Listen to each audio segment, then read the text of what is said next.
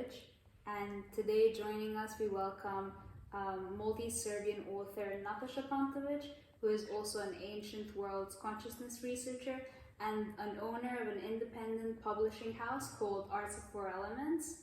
Welcome, it is an honor to interview you. Hi, thanks for inviting me here. You're welcome.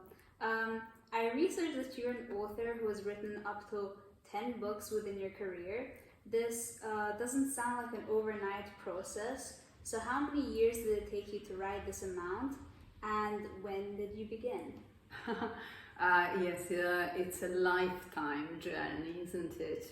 And I have published my first book in '93 in Serbia. So yes, it was a very long time ago, because I'm actually at the moment 54 years old, so I had a huge amount of years to do all of this. Yes, I have recently published 8 books with an independent publishing house, Art of Four Elements. There is a little venture of 8 people, and we have published 44 titles in English, French and Italian, and I'm part of the group who has actually done this work. I have actually been in a different area of life, in business world was my focus previously. I've done about 20 years of management consulting all over the world. I lived in 5 countries and and have visited many destinations, going and actually supporting Malta as an IT outsourcing destination as a head of business development of large companies. I worked for about 20 years within business world, and I worked for large consulting companies, type of KPMG and Deloitte and Lloyd's in England, Holland and Serbia. So the books are inspired first but partly by my work within this personal development space, but partly within my personal journey that has more or less started 10 years ago. And that was really my adoption journey, where I have adopted my daughter, you, Emma, and her brother Andre, within an Ethiopian, going into Ethiopia, helping build an Ethiopian orphanage together with one beautiful priest, Father George. So there were 2 sort of sides of this long journey. One was business oriented, the other one was volunteering to actually help people do different things. Wow, that sounds like a very long and intense process. And your books, just like your journeys, they focus on a vast array of topics. But mostly they tend to delve into the past, because you're also an ancient world's consciousness researcher. So where would you say do you pull most of your inspiration and ideas from? I am very inspired with ancient worlds. I'm very inspired by the archaeology. I'm very inspired with this area which is called philosophy of sound.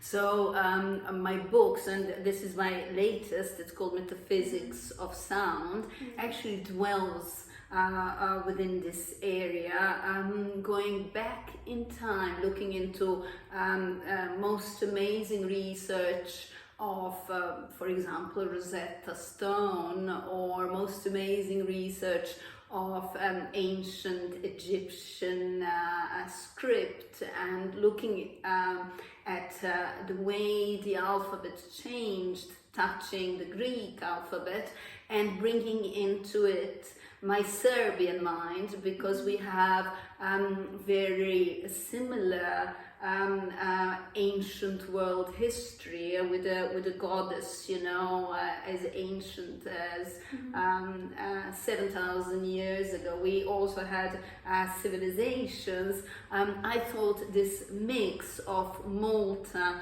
and Serbia is a totally inspiring mix, where I can actually merge the research of Slavic archaeology, which is really recent, and archaeology and development of sound of Maltese, Arabic and Phoenicians. Mm-hmm. Yes, yes.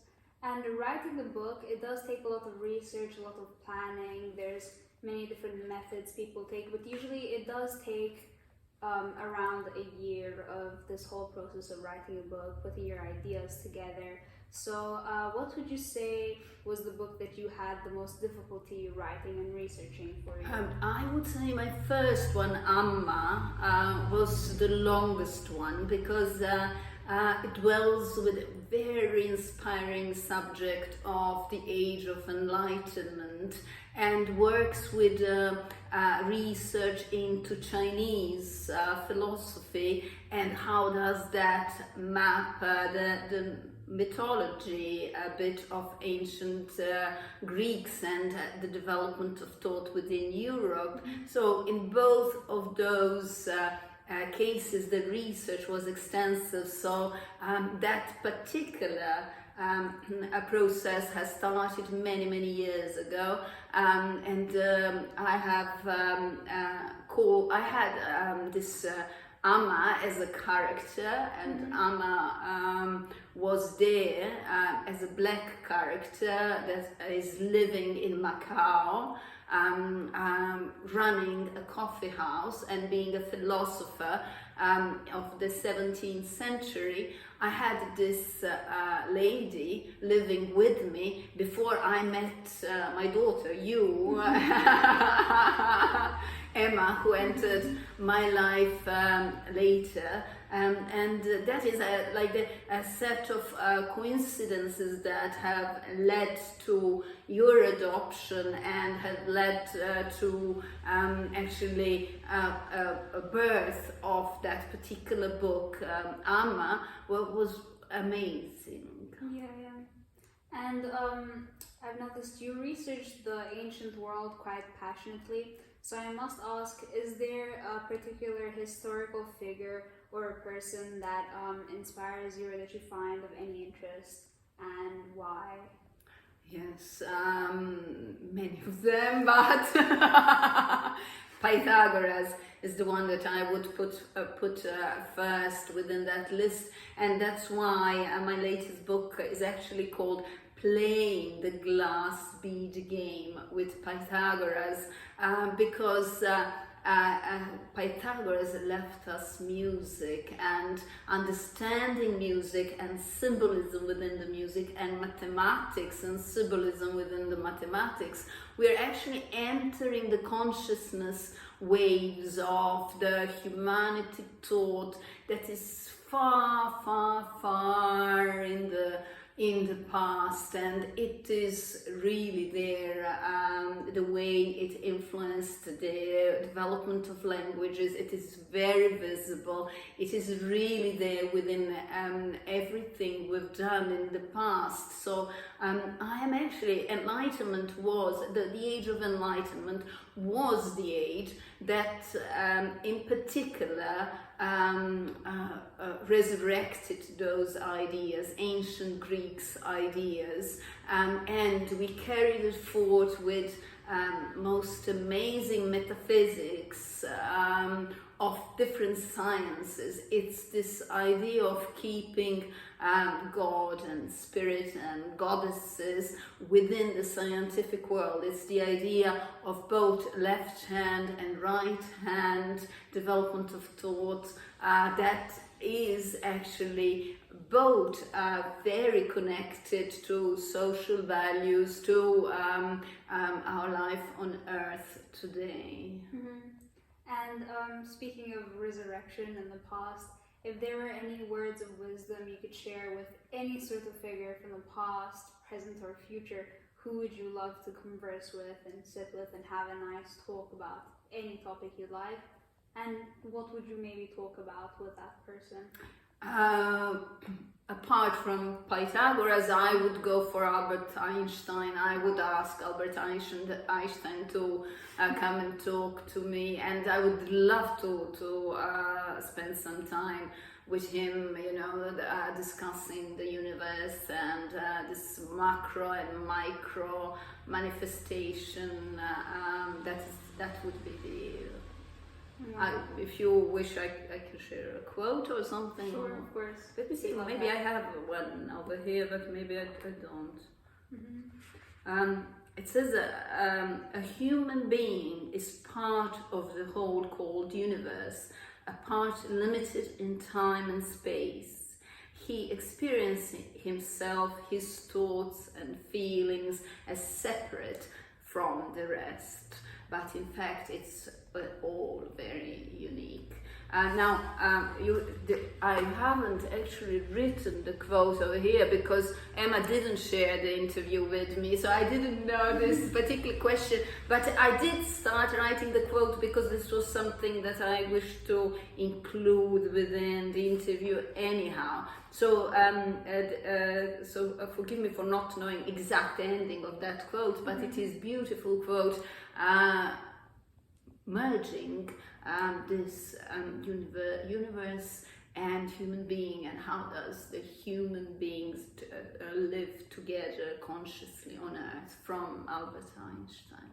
Wow, wonderful. It is a common fact that certain artists, such as yourself, they don't like to shy away from controversy and speaking their mind. Could you share with us maybe one view you had on any topic that sparked controversy with the public or began a conversation? It's a nice question, actually. It's a nice question. I love talking about our first writers. I love talking about Sumerian liturgy as being the carrier of that writing is actually a Sumerian high priestess. And these are scientific facts. I love seeing 10 commandments within ancient Egyptian writings because the first 10 commandments were actually within the Book of Death of ancient Egypt. So I love noticing these historical facts. Yes, it was a priestess, high priestess of Sumer, that was worshipping Sin, the god of moon, that has written our first ever liturgy. And yes, the first ever liturgy was a perfect one, and if you look into the text of these first ever liturgies, you'll come across a beautiful version that was then repeated within many religious systems. So archaeology always works with controversial subjects, because archaeology fights for the truth. Yes. Well, thank you so much for taking your time to be here. It was an honor to interview you. Thank you very much. This was a very beautiful interview. Thanks a lot for inviting me. Thank you. Ema Pantović, this is Nataša Pantović. Thank you for listening.